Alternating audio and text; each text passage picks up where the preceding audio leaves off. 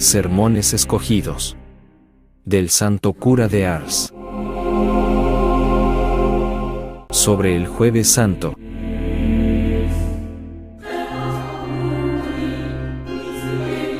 Mi carne es verdaderamente comida. San Juan, capítulo 6, versículo 56.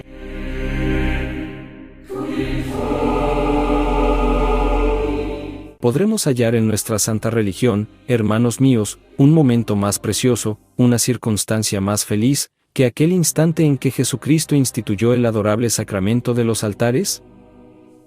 No, hermanos míos, no, puesto que esta circunstancia nos recuerda y atestigua el inmenso amor de un Dios a las criaturas.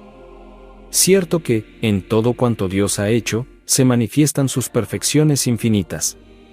Al crear el mundo, hizo brillar la grandeza de su omnipotencia, gobernando el vasto universo, nos muestra una sabiduría incomprensible, y hasta podemos decir con el Salmo 103, sí, Dios mío, sois infinitamente grande en las cosas más pequeñas, y en la creación del más vil insecto. Mas lo que nos manifiesta en la institución de este gran sacramento de amor, no es solamente su poder y sabiduría, sino además el inmenso amor de su corazón. Sabiendo muy bien que se acercaba el tiempo de volver al Padre, no pudo resignarse a dejarnos solos en la tierra y en medio de tantos enemigos afanosos de nuestra pérdida. Sí, Jesucristo, antes de instituir este sacramento de amor, sabía muy bien a cuántos desprecios y profanaciones se expondría, mas nada fue bastante para detenerle. Quiere que nos quepa la dicha de hallarle cuantas veces andemos en su busca, y así, por este gran sacramento, se compromete a permanecer día y noche entre nosotros, y en él hallaremos a un Dios Salvador, que cada día se inmolará por nosotros a la justicia del Padre. Oh, pueblo dichoso! ¿Quién ha comprendido jamás el tesoro que posees? A fin de inspiraros un gran respeto y amor a Jesucristo en el adorable sacramento de la Eucaristía, os mostraré ahora lo mucho que Jesús nos ha amado al instituirla. ¡Oh, qué felicidad, hermanos míos! Una criatura recibir a su Dios, tomarlo como alimento, hasta cebarse con él. ¡Oh, amor infinito, inmenso e incomprensible! Y un cristiano piensa y considera esto, sin morir de amor y de espanto a la vista de su indignidad. No hay duda que, en todos los sacramentos que Jesucristo ha instituido, nos muestra una misericordia infinita. En el sacramento del bautismo, nos arranca de las manos de Lucifer, y nos convierte en hijos de Dios Padre, nos abre el cielo, que para nosotros estaba cerrado, nos hace participantes de todos los tesoros de la Iglesia, y, si somos fieles a nuestras promesas, tenemos la seguridad de una bienaventuranza eterna.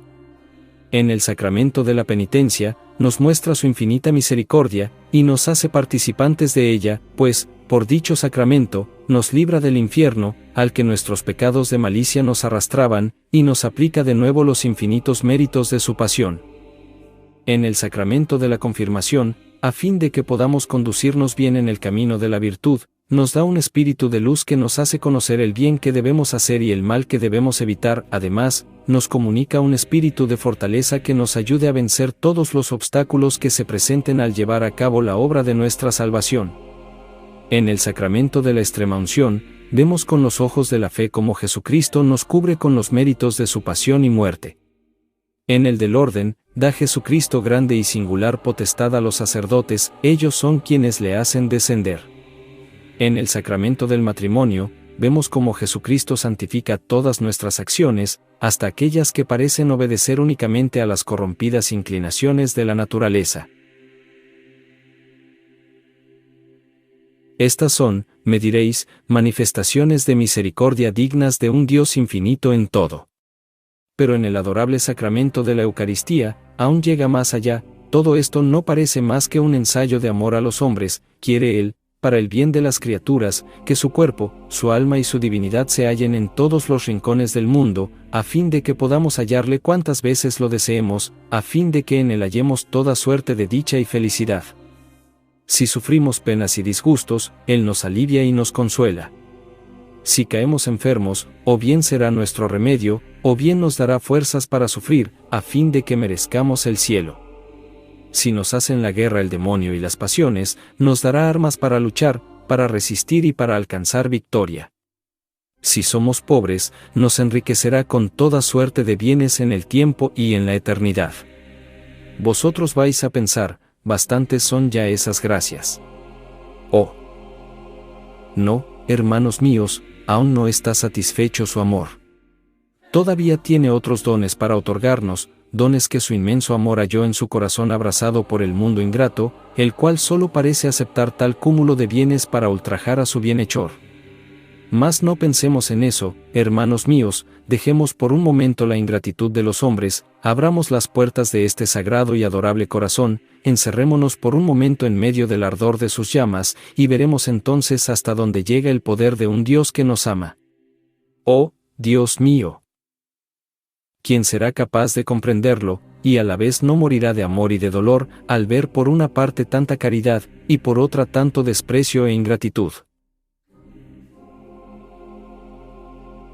Leemos en el Evangelio que Jesucristo, sabiendo que era ya llegado el momento en que los judíos iban a darle muerte, dijo a sus apóstoles que deseaba en gran manera celebrar con ellos la Pascua. Habiendo llegado aquella hora para nosotros tan feliz, se sentó a la mesa con ánimo de dejarnos una prenda de su amor. Después se levantó de la mesa, dejó sus vestidos, y se ciñó una toalla en la cintura, echó agua en un cubo, y se puso a lavar los pies de sus apóstoles, incluso Judas, con todo y conocer que dentro de poco iba a perpetrar su traición. Con aquel preliminar, quiso mostrarnos la gran pureza con que debemos acercarnos a él. Sentado de nuevo a la mesa, tomó un pedazo de pan en sus santas y venerables manos, después, elevando sus ojos al cielo para dar gracias a su Padre, y a fin de darnos a entender que aquel gran don venía del cielo, lo bendijo, y lo distribuyó entre sus apóstoles, diciéndoles: comed todos de él, esto es verdaderamente mi cuerpo, el cual será entregado por vosotros. Tomando después el cáliz, en el que había vino mezclado con agua, lo bendijo también, y se lo ofreció, diciéndoles: bebed todos de este cáliz, esta es mi sangre, la cual será derramada para remisión de los pecados, y cuantas veces pronunciéis estas palabras, obraréis el mismo milagro, es decir, transformaréis el pan en mi cuerpo y el vino en mi sangre. Cuánto amor para con nosotros, hermanos míos, es el que muestra todo un Dios en la institución del adorable sacramento de la Eucaristía. Decidme, hermanos míos, de qué respetuoso sentimiento hubiéramos estado penetrados, si entonces nos hubiésemos hallado en este mundo, y presenciado con nuestros propios ojos a Jesucristo instituyendo este santo sacramento de amor.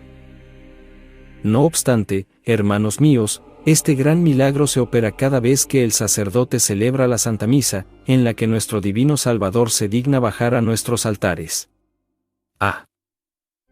Si tuviésemos viva esta creencia, ¿de qué respeto no deberíamos estar penetrados? ¿Con qué reverencia y temor compareceríamos ante ese gran sacrificio, en el que Dios nos muestra la magnitud de su amor y de su poder? No dudo que vosotros lo creéis todo esto, pero obráis cual si no lo creyeseis. Si necesitáis que os haga comprender la grandeza de este misterio, escuchadme, y vais a ver cuán grande habría de ser la reverencia con que debiéramos mirarlo. Leemos en la historia que un sacerdote que celebraba la Santa Misa en una iglesia de la ciudad de Bolsena, después de haber pronunciado las palabras de la consagración, dudó de la presencia real del cuerpo de Jesucristo en la Santa Hostia, es decir, dudó de si las palabras de la consagración habían verdaderamente transformado el pan en cuerpo de Jesucristo y el vino en su sangre, y al momento quedó la Santa Hostia cubierta de sangre. Con ello Jesucristo pareció querer reprender la poca fe de su ministro, y al mismo tiempo llevarle a arrepentirse, volverle la fe que, con su duda, acababa de perder, y además quiso mostrarnos, mediante aquel gran milagro, cuán ciertos hemos de estar de su presencia en la Sagrada Eucaristía. Aquella hostia santa derramó sangre con tanta abundancia, que quedaron teñidos con ella el corporal, los manteles y el mismo altar. El Papa, a quien se comunicó milagro tan extraordinario, ordenó que se trajese a su presencia aquel corporal ensangrentado, fue llevado a la ciudad de Urbietoú, donde se le recibió con extraordinaria pompa, y fue depositado en el templo. Después se construyó una iglesia magnífica para guardar aquel precioso depósito. Además, todos los años, en la fiesta del Corpus, es llevada en procesión tan preciosa reliquia.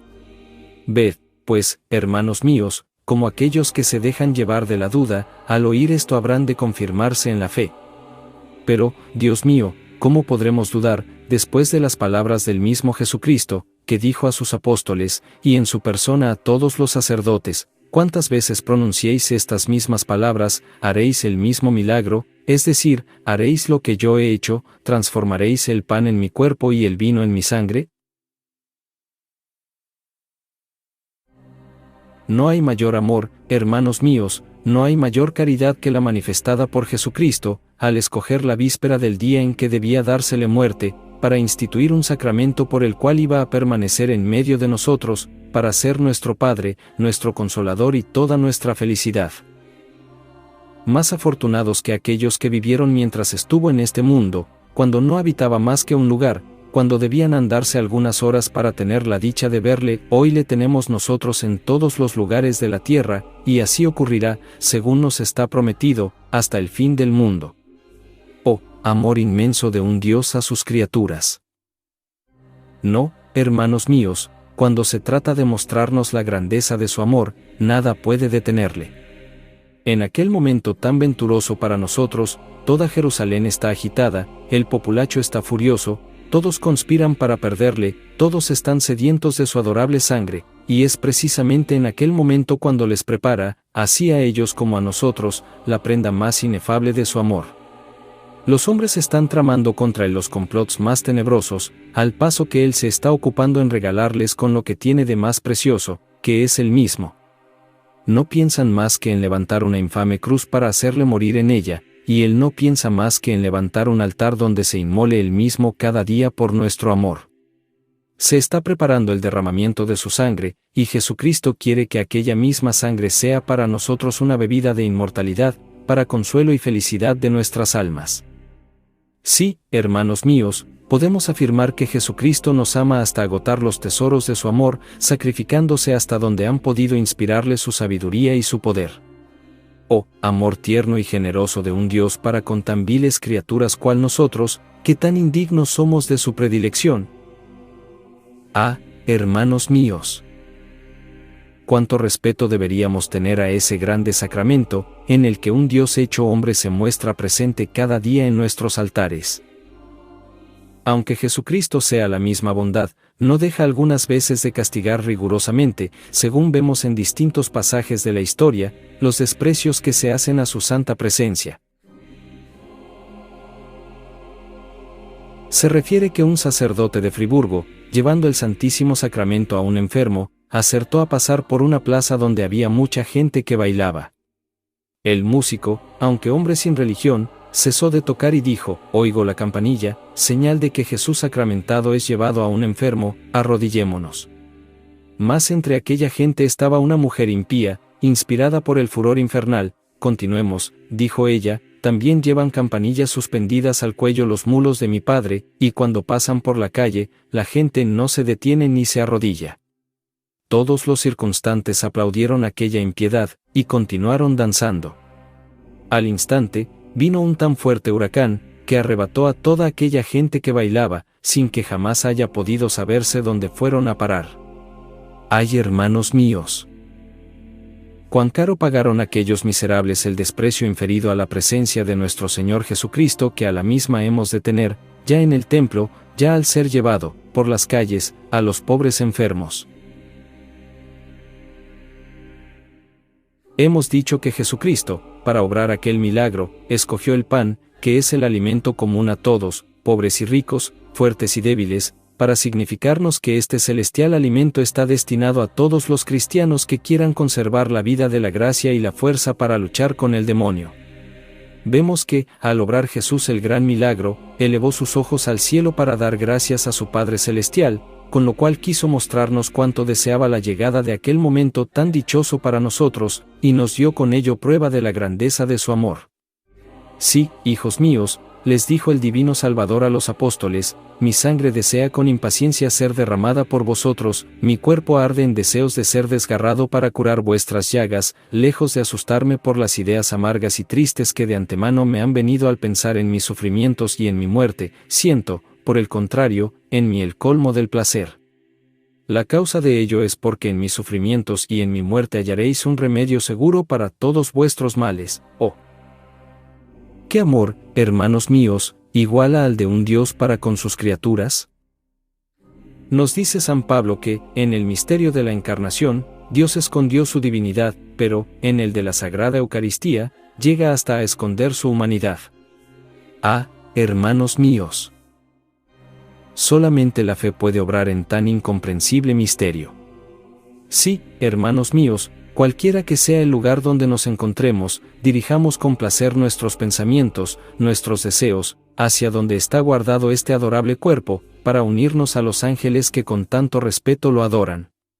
Guardémonos de hacer como aquellos impíos que no muestran el menor respeto a los templos, tan santos, tan dignos de reverencia, tan sagrados por la presencia de un Dios hecho hombre, que día y noche mora entre nosotros. Vemos con frecuencia que el Padre Eterno castiga con rigor a los que desprecian a su divino Hijo. Leemos en la historia que una vez un sastre acertó a encontrarse en una casa mientras era llevado el viático a un enfermo de la misma. Los que estaban junto a dicho enfermo le rogaron que se arrodillase, mas él se negó, y soltó esta horrible blasfemia: ¿yo arrodillarme? Dijo: respeto mucho más una araña, que es el más vil insecto, que a vuestro Jesucristo, a quien queréis que adore. ¡Ay, hermanos míos! ¿De qué cosas es capaz aquel que ha perdido la fe? Mas Dios no dejó impune aquel pecado horrible. En el mismo instante, una grande araña negra descendió del techo y vino a posarse sobre la boca del blasfemo, y le picó en los labios, los cuales al momento se le hincharon, y murió al poco rato el infeliz. Ya veis, pues, hermanos míos, cuán culpables somos al no guardar este gran respeto que se merece la presencia real de Jesucristo.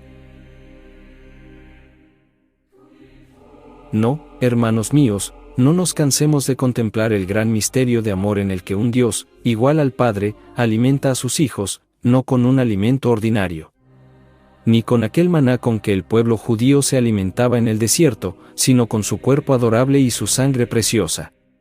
¿Quién podría jamás imaginarlo, si no fuese él mismo quien nos lo dice y lo ejecuta a un tiempo? Oh, hermanos míos, cuán dignas son de nuestro amor y de nuestra admiración tales maravillas. Un Dios, después de haber cargado con todas nuestras miserias, nos hace participantes de todas sus excelencias. Oh, pueblo cristiano, cuán venturoso eres al tener un Dios tan bueno y tan rico. Leemos que San Juan Evangelista vio un ángel a quien el Padre Eterno entregaba la copa de su furor para que la derramara sobre todas las naciones de la tierra, mas aquí vemos todo lo contrario. El Padre Eterno pone en manos de su Hijo la copa de su misericordia para que sea derramada sobre todos los pueblos del mundo. Al hablarnos de su sangre adorable, nos dice, como a sus apóstoles: bebed todos de ella, y hallaréis la remisión de vuestros pecados y la vida eterna. Oh, dicha inefable. Oh, fuente abundante y excelsa, que darás testimonio, hasta el fin de los siglos, de la felicidad que, por esta creencia, debíamos alcanzar. Para inspirarnos una viva fe acerca de su presencia real, Jesucristo no ha cesado en todo tiempo de obrar milagros. Así leemos que hubo una mujer cristiana, pero muy pobre. Pidió, prestada a un judío, una cierta cantidad de dinero y le dio en prenda los mejores vestidos que tenía. Acercándose la fiesta de la Pascua, suplicó al judío que le devolviese, por un día, aquellos vestidos. El judío le dijo que no solo estaba dispuesto a devolverle los vestidos, sino además a condonarle la deuda, con tal que le trajese una sagrada hostia, cuando la hubiese recibido de manos del sacerdote en la comunión. El afán de aquella miserable por recobrar sus vestidos y, al mismo tiempo, la esperanza de no verse obligada a devolver el dinero que había pedido prestado, la llevaron a ejecutar la más horrible acción. Al día siguiente se encaminó a la iglesia parroquial. En cuanto hubo recibido en la lengua la sagrada hostia, la tomó con cuidado y la puso en un pañuelo. Enseguida la llevó a aquel miserable judío, el cual, como es de suponer, la quería para descargar todo su furor contra Jesucristo. Aquel hombre abominable trató a Jesucristo con un furor espantoso, más veamos cómo Jesucristo mismo le mostró cuánto sentía los ultrajes que se le inferían. Comenzó el judío colocando la Santa Hostia sobre una mesa, y le dio a su sabor golpes con un pequeño cuchillo, mas el desgraciado pudo ver cómo de la Santa Hostia salía sangre en abundancia, cosa que atemorizó mucho a su hijo. Después, quitándola con desprecio de encima la mesa, la fijó con un clavo en la pared, y le dio, hasta quedar saciado, golpes con un azote. La atravesó con una lanza, y salió sangre nuevamente. Después de tales crueldades, la echó en una caldera de agua hirviendo, al momento el agua pareció transformarse en sangre. Entonces la hostia tomó la figura de Jesucristo clavado en cruz, lo cual le asustó de tal modo que hubo de correr despavorido a esconderse en un rincón de la casa. Mientras esto acontecía, los hijos del judío que veían a los fieles cristianos dirigirse al templo, les decían: ¿Dónde vais? No hallaréis en la iglesia a vuestro Dios, puesto que nuestro Padre lo ha matado. Una mujer, que oyó lo que decían los hijos del judío, entró en la casa. Y vio, en efecto, la hostia aún bajo la figura de Jesús crucificado, mas al punto tomó su forma ordinaria. Tomó aquella mujer una copa, y la hostia vino a ponerse en su interior. Muy dichosa y contenta aquella mujer, la llevó enseguida a la iglesia de San Juan, en Greve, donde fue colocada en un lugar apropiado para que los fieles la adorasen. Se ofreció el perdón a aquel desgraciado, con tal de que se convirtiese al cristianismo, mas estaba tan obstinado, que prefirió se le condenase a ser quemado vivo, antes que hacerse cristiano. No obstante, su mujer, sus hijos y muchos judíos recibieron el bautismo. En vista de los milagros que Jesucristo acababa de obrar y para perpetuar su recuerdo, aquella casa fue convertida en templo, se estableció allí una comunidad religiosa, con el objeto de que hubiese constantemente alguien ocupado en desagraviar a Jesucristo de los ultrajes que del judío recibiera. No podemos oír todo esto sin espanto, hermanos míos. Pues bien, hermanos míos, ved a que se expone, y a que estará Jesucristo expuesto hasta el fin del mundo, por nuestro amor. ¡Qué amor, hermanos míos, el que nos muestra Dios nuestro Señor! ¿A qué excesos le ha llevado el amor a sus criaturas? Debéis saber, además, que Jesucristo, tomando el cáliz en sus santas manos, habló así a sus apóstoles: dentro de algunas horas esta preciosa sangre va a ser derramada de una manera visible y cruel, y para vosotros será derramada. El ardiente deseo que tengo de derramarla en vuestros corazones me ha sugerido el empleo de este medio. Cierto que la envidia de mis enemigos es una de las causas de mi muerte, pero no es la principal. Las acusaciones que han inventado contra mi persona para perderme, la perfidia del discípulo que me entregará, la debilidad del juez que va a condenarme, y la crueldad de los verdugos que van a matarme, son otros tantos instrumentos de que se sirve mi infinito amor para probaros cuánto os amo. Sí, hermanos míos, para la remisión de nuestros pecados fue derramada aquella sangre, y para el mismo objeto este sacrificio se reproducirá todos los días. Ya veis, hermanos míos, cuánto nos ama Jesucristo, pues con tanto afán se sacrifica por nosotros a la justicia de su Padre, y aún más, quiere el que semejante sacrificio se renueve todos los días y en todos los lugares del mundo. Qué suerte para nosotros, hermanos míos, saber que nuestros pecados, aun antes de ser cometidos, fueron ya expiados en el gran sacrificio de la cruz. Acudamos con frecuencia, hermanos míos, al pie del tabernáculo, para consolarnos en nuestras penas y para fortalecernos en nuestras debilidades. ¿Tenemos que lamentar, tal vez, la gran desgracia de haber pecado? La sangre adorable de Jesucristo implorará gracia por nosotros. Ah, hermanos míos, cuanto más viva que la nuestra era la fe de los primeros cristianos. En los primeros tiempos, un gran número de cristianos atravesaba los mares para ir a visitar los santos lugares en donde se había realizado el misterio de nuestra redención. Cuando se les mostraba el cenáculo en el que Jesucristo instituyó este divino sacramento consagrado a alimentar nuestras almas, cuando se les hacía ver el sitio en que había rociado la tierra con sus lágrimas y su sangre durante la agonía que acompañó a su oración, no sabían dejar aquellos lugares memorables y venerando sin derramar lágrimas en abundancia. Mas esto llegaba al colmo al ser conducidos al Calvario, en donde el Salvador tantos sufrimientos experimentara por nosotros.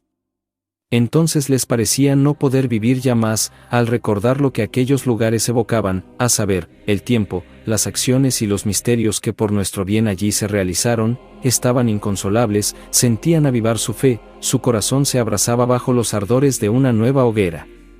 «Oh, felices lugares», exclamaban, «donde tantos prodigios se realizaron por nuestra salvación». Pero, hermanos míos, sin ir tan lejos, sin tenernos que molestar en atravesar los mares y exponernos a tantos peligros, ¿no tenemos aquí, en medio de nosotros, a Jesucristo, no solamente como Dios, sino en cuerpo y alma? ¿No son tan dignas de respeto nuestras iglesias como los lugares santos que visitaban aquellos peregrinos? Oh, hermanos míos, nuestra dicha es demasiado grande. No, jamás comprenderemos su alcance. Pueblo feliz, el cristiano, al ver cómo cada día se renuevan todos los prodigios que la omnipotencia de Dios obró en otro tiempo en el Calvario para salvar a los hombres. ¿A qué obedece pues, hermanos míos, el que no experimentemos este mismo amor, no sintamos el mismo agradecimiento, no estemos poseídos del mismo respeto, con todo y obrarse cada día los mismos milagros ante nuestros ojos? ¡Ay! Hemos abusado tanto de las gracias recibidas, que merecimos de Dios el castigo de que nos fuese arrebatada, en parte, nuestra fe, apenas nos queda indicio de ella para hacernos cargo de que estamos en la presencia de Dios. Dios mío, qué desgracia para un cristiano haber perdido la fe. ¡Ay, hermanos míos! Desde que la fe nos falta, no hacemos más que despreciar este augusto sacramento, y cuántos hay aún que llegan hasta a caer en la impiedad, haciendo mofa de los que tienen la dicha de venir a sacar de aquí las gracias y fuerzas necesarias para salvarse. Temamos, hermanos míos, los castigos que Dios puede enviarnos por nuestra falta de respeto a su adorable presencia. Aquí tenéis un ejemplo de los más espantosos.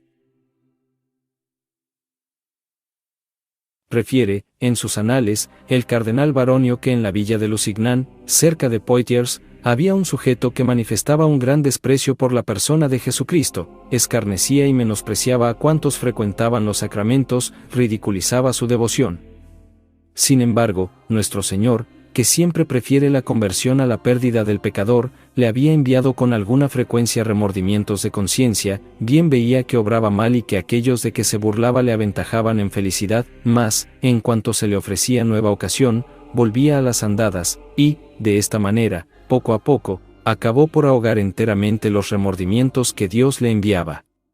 Mas, para mejor disimularlo, procuró ganar la amistad de un santo religioso, el superior del monasterio de Bonneval, lugar muy cercano a su morada. Iba allí con frecuencia, y, aunque impío, hacía gala de aquella amistad, y se creía hasta bueno cuando estaba con aquellos santos religiosos.